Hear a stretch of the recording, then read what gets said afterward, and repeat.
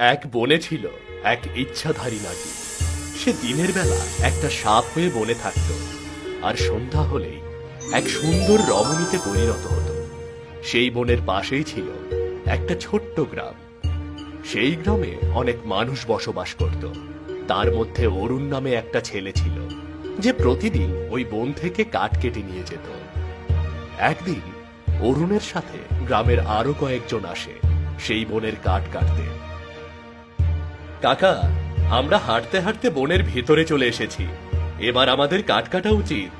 অনেক ভেতরে এসেছি ঠিকই, কিন্তু কোথাও তো কোনো শুকনো কাঠ দেখছি না। আর শুকনো কাঠ না পেলে এই কাঁচা কাঠ দিয়ে কি করব?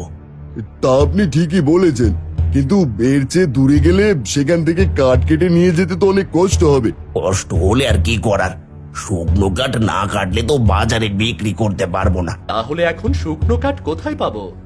আর একটু সামনে গেলে হয়তো সেখানে শুকনো কাঠ থাকতে পারে, কারণ এত দূরে কেউ কখনো আসে না। ঠিক আছে, চলুন চলুন তাহলে একটু সামনে এগিয়ে দেখি।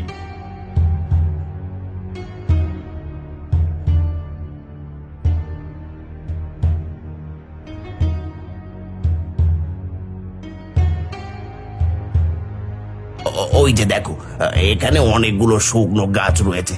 এবার চল, আজকের মতো এখান থেকে কাঠ কেটে নিয়ে যাই। হ্যাঁ কাকা, এখানে অনেকগুলো শুকনো গাছ রয়েছে, এখান থেকে বেশ কয়েকদিন কাঠ নিয়ে যাওয়া যাবে। তাহলে আর দেরি করছি কেন? কাঠ কাটা শুরু করে দিলেই তো হয়। হ্যাঁ হ্যাঁ, শুরু করে দে।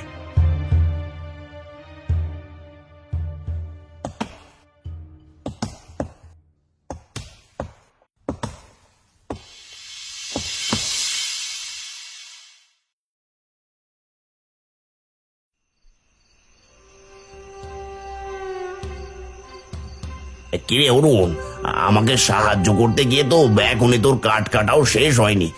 এদিকে তো সন্ধে হয়ে গেল, এখন বাড়ির দিকে না গেলে তো যেতে যেতে অনেক রাত হয়ে যাবে। এই তো কাকা, আর কিছু সময় হলেই হয়ে যাবে। কাকা, আপনি বয়স্ক মানুষ, বেশি অন্ধকারে চোখে দেখতে পারবেন না। চলুন, আমি আর আপনি চলে যাই। অরুণ কাঠগুলো বোঝা বেঁধে পরে যাবে। তা কি করে হয়? একে রেখে যাওয়া ঠিক হবে না। এই জঙ্গলে কোথায় কি আছে তা কি বলা যায়? কাকা, আপনি আমাকে নিয়ে চিন্তা করবেন না, আমি ঠিকই চলে যাব। আপনি গনি ভাইকে নিয়ে চলে যান, কেমন? না না, এটা ঠিক না। আমি তো বললাম আমাকে নিয়ে কোনো চিন্তা করতে হবে না, আমার কিছুই হবে না। আপনারা বাড়ি পৌঁছাতে পৌঁছাতে আমি আপনাদের সাথে পৌঁছে যাব। ঠিক আছে, তাহলে তাড়াতাড়ি কাজ শেষ করে চলে আসিস, তা না হলে তোর মা আবার চিন্তায় থাকবে। হ্যাঁ হ্যাঁ, আমি ঠিক সময়ে পৌঁছে যাব।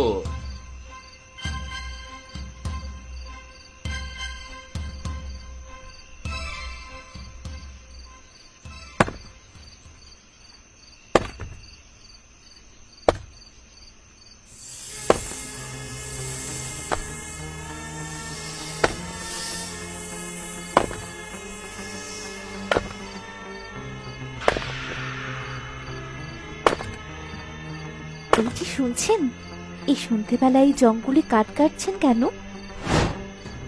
আপনি আপনি কে? আর এই জঙ্গলের ভেতরে কি করছেন? আমি এই জঙ্গলের এক কাঠুরিয়ার মেয়ে। এই সামান্য দূরেই আমাদের বাড়ি। বাবা এখনো বাড়ি ফেরেনি বলে কাঠ কাটার আওয়াজ শুনে তাকে খুঁজতে এসেছি। ও, আমি তো ভয় পেয়ে গিয়েছিলাম, ভেবেছিলাম কোনো ভূত পেতে এলো নাকি। তা আপনি একা একা সন্ধ্যার পর জঙ্গলে আসতে ভয় পান না? না, আমি ভয় পাই না। আমি জঙ্গলেই বড় হয়েছি, তাই আমার কাছে দিনরাত সবই সমান। আমি কিন্তু আপনার মতো সাহসী না। সাহসী না হলেই সন্ধ্যের সময় জঙ্গলে আছেন কেন? দিন থাকতে চলে যেতে পারেননি? চলেই যেতাম, কিন্তু বাড়িতে মা অসুস্থ হয়ে আছে, তার জন্য ওষুধ কিনতে হবে, তাই একটু বেশি করে কাঠ কাটতে চেয়েছিলাম, তার জন্যই সন্ধ্যা হয়ে গেছে। ঠিক আছে, আপনি আজ এই কাঠগুলো নিয়ে চলে যান। কাল আবার এই সময় আসবেন, আমি আপনার মায়ের চিকিৎসার জন্য সাহায্য করব। না না, আপনার সাহায্য লাগবে না, আপনিও তো আমাদের মতো কাঠুরিয়া পরিবারের মেয়ে, আপনার অবস্থাও তো আমাদের চেয়ে ভালো হওয়ার কথা না? আপনি হয়তো জানেন না, এই জঙ্গলে অনেক দামি দামি গাছ আছে, যেগুলো শুধু আমরাই চিনি, যে কারণে আমরা কাঠুরে হলেও আমাদের অর্থের অভাব নেই। আপনি দ্বিধা না করে কাল আমার সাথে দেখা করবেন। ঠিক আছে, আসবো, তাহলে এখন আমি যাই। হ্যাঁ যান।